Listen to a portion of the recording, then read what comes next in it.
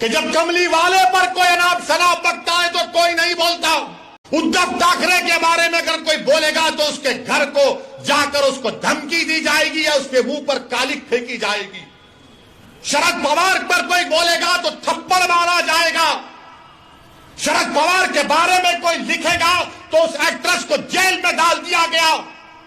तो बताओ क्या शरद पवार को बोला जाएगा, उद्धव ठाकरे को बोला जाएगा, मोदी को बोला जाएगा, और जब मेरे रसूल के बारे में बोला जाएगा तो तुम सब गूंगे बन जाओगे, तुम कुछ नहीं बोलोगे। अरे खाली नारे लगाने से कुछ नहीं होता। मैं जो कह रहा हूं सोचो उस बात पर।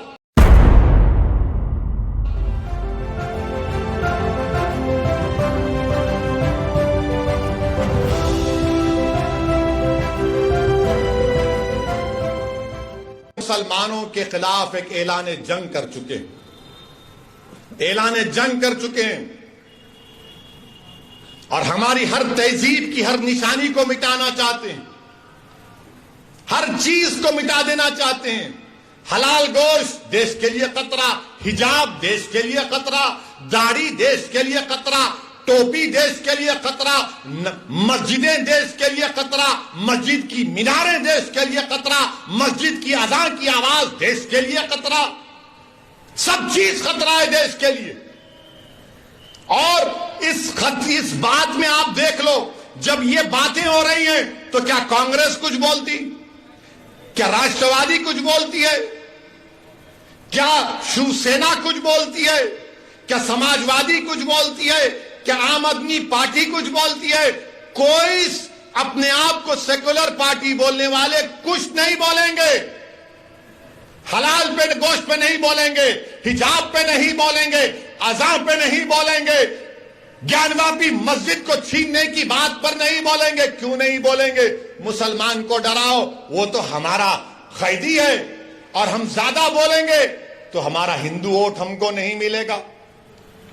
मेरे अजीज दोस्तों और बुजुर्गों, इसका मुझे जिस बात का अंदेशा है कि अगर इस तरह से दबाया जाएगा, इस तरह से रुसवा किया जाएगा, तो फिर ये जो नौजवान जो आज भारत में खास तौर से दलित और मुसलमान नौजवान हैं, अगर उनका एतमाद जमहूरियत से, लोकशाही से अगर कम हो जाएगा, वो अपने घरों में जाकर बैठ जाएंगे, वो घरों में जाकर अपने बैठ जाएंगे और दूसरे दर्जे के शहरी बन जाएंगे। मैं नहीं चाहता कि ये नौजवान जो कल इस देश का मुस्तकबिल इनके कंधों पर रहेगा, वो मायूस होकर, रुस्वा होकर अपने घरों में बैठ जाएं, अपने दरो दीवार को बंद कर लें, अपने दिमाग को सोचने की और तमीज पर जोर ना डालें और बंद कर लें अपने दिमाग को। वो हमारी जमहूरियत के लिए खराब दिन होगा। इसीलिए मैं कहता हूं और कहता रहूंगा, जमहूरियत है। ज्ञानवापी मस्जिद के बारे में बोला तो कौन सा गुनाह किया? मैं जब बाबरी मस्जिद का फैसला आया था, मेरी प्रेस कॉन्फ्रेंस उठाकर देख लो आप, मैंने उस फैसले को कहा था, अंग्रेजी में कहा था कि this is a victory of faith over facts, this is a victory of faith over facts. मैंने अपने प्रेस कॉन्फ्रेंस में कहा था कि मुझे अंदेशा है कि इस फैसले के बाद और मसाइल शुरू हो जाएंगे। मैंने नाम लेकर कहा था, ज्ञानवापी, मथुरा, लखनऊ की टीले वाली मस्जिद, सब सच साबित हो रहा आज। उस वक्त भी सब गालियां दिए मुझे। मैं भिवंडी की आवाम से, भारत के मुसलमानों से और भारत के हमारे हिंदू दलित भाइयों से जो अंबेडकर और गांधी को अपना लीडर मानते हैं, इस दीवाने की बात का यकीन थोड़ा करो। तुम मुझसे नफरत करो इंफरादी तौर पर, मगर मैं कह रहा हूं तो मेरी बात को सुनो, याद रखो, ये रात लंबी रहने वाली है। भिवंडी के आवाम, भारत के मुसलमानों, मेरी इस बात को याद रखो, ये रात अंधेरी रहने वाली है, लंबी अंधेरी रहने वाली है। अगर तुम ये समझ रहे हो कि कोई सेकुलर पार्टी आकर तुम्हारे इस अंधेरे को दूर करेगा, ये अंधेरा क्या है? फिरका परस्ती का अंधेरा, नफरत का अंधेरा। इस अंधेरे में अगर रोशनी अगर कोई पैदा कर सकता है तो आप और हम कर सकते हैं। आप एक चिराग जलाओ अपनी सियासी ताकत का, एक चिराग जलाओ। इस जरूरत नहीं, इस चिराग में तुमको अपने आंसुओं की और अपने जज्बात की जरूरत है।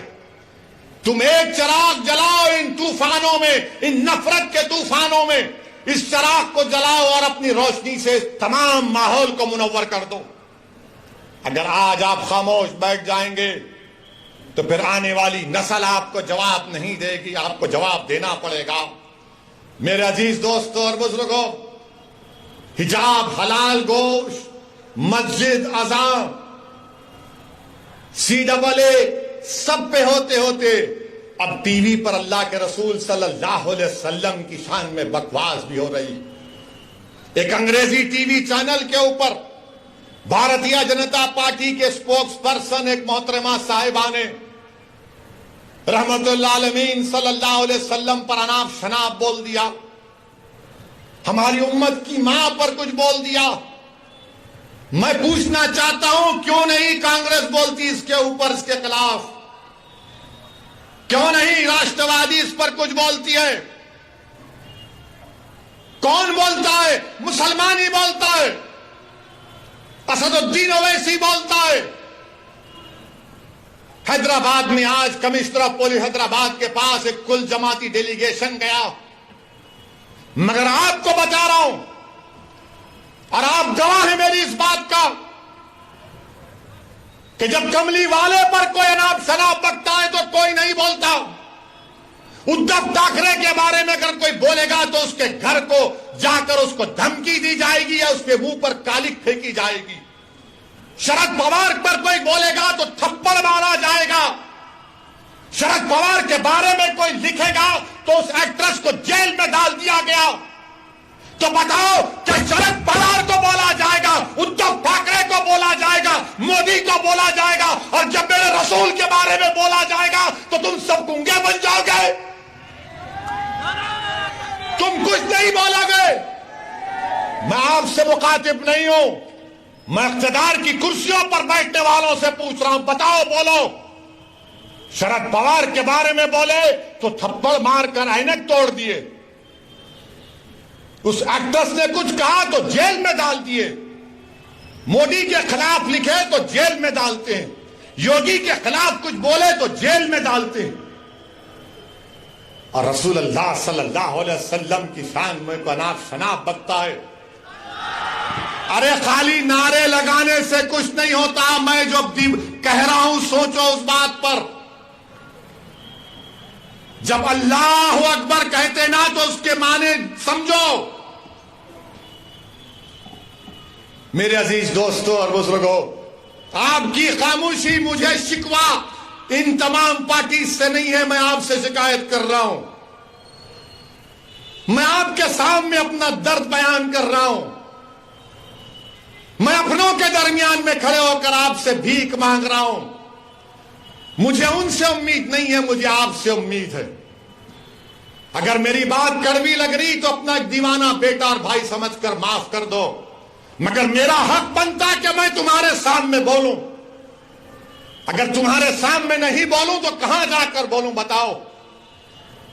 मेरे अजीज दोस्तों और बुजुर्गों, इसीलिए आपको अपनी एक सियासी ताकत को मजबूत करना, चाहे जिले सतह पर हो, बल्दिया का इलेक्शन हो, जिला परिषद का इलेक्शन हो, असेंबली का हो, पार्लियामेंट का हो, आपको अपनी आवाज उठानी चाहिए, नुमाइंदा होना चाहिए।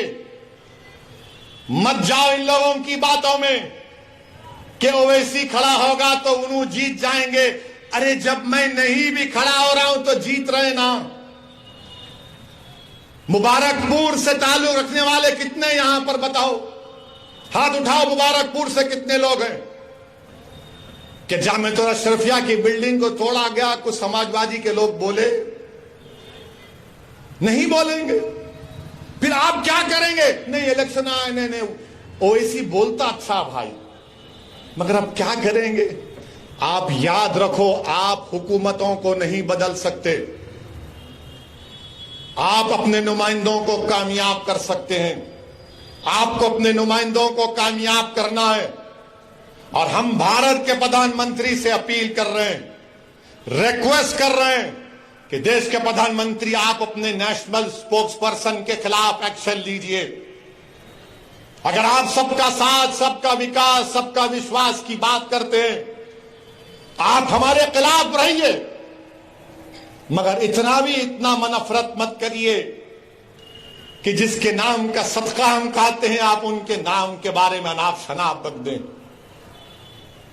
जिसके नाम का हम सदका खाते हैं, देश के प्रधानमंत्री हम आपसे अपील कर रहे हैं कि अल्लाह के रसूल सल्लल्लाहु अलैहि वसल्लम के बारे में आपके स्पोक्स पर्सन ने जो अनाप शनाप बका, आप मुसलमानों के भी प्रधानमंत्री हैं, आप देश के प्रधानमंत्री हैं, आप बता दो ये चीज गलत है, उसको रोको, आप केस बुक करो। देश के प्रधानमंत्री को यह काम करना चाहिए। करेंगे नहीं करेंगे मुझे नहीं मालूम, मगर मुझे यकीन है कि जिसने भी इस तरह की अनाप शनाप बका है उसको उसका सियासी चराग उठता जाएगा, उसको सिक्योरिटी मिलेगी, उसको बड़े बड़े ओहदे दिए जाएंगे। मगर हम देश के प्रधानमंत्री से अपील कर रहे हैं, ये जो अपने आप को सेक्युलर पार्टी कहते हैं, शरद पवार साहब आपको बोलना चाहिए। आपके बारे में कोई बोला तो थप्पड़ मार देंगे। उद्धव ठाकरे आपको बोलना चाहिए, मुखालिफत करो आप मजलिस की, कोई एतराज, मगर हर चीज की एक हद होती है। किसी को इस बात की इजाजत नहीं है कि आप किसी भी मजहब के बारे में, उनके बड़े बड़े लोगों के बारे में आप अनाप शनाप बक दें। मुझे भी इख्तलाफ है बीजेपी से, शिवसेना से रहेगा जिंदगी भर। मेरे अजीज दोस्तों और बुजुर्गों, मैं आपसे अपील कर रहा हूं कि मुत्तहिद रहिए, और बीजेपी से अपील कर रहे हैं कि ये आप नेशनलिज्म का, भारत से मोहब्बत का दर्स हमको मत दो। आप, हम वो लोग हैं जो हमारे बुजुर्ग जेल में थे, एक खत भी हमारे बुजुर्गों ने अंग्रेजों से माफी का नहीं लिखा।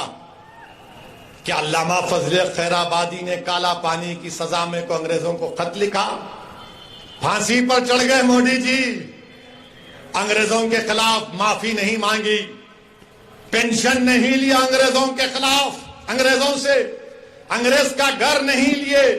हमने कहा यही हमारा भारत, हमारा घर है, लड़ेंगे, अंग्रेजों को भगाएंगे या फिर अपनी जान को कुर्बान कर देंगे।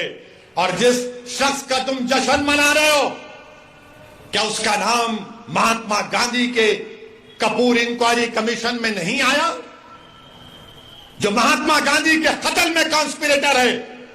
सोचो, अगर गांधी से मोहब्बत है तो जबान पर गोडसे और गांधी के कातिलों का नाम नहीं आना चाहिए।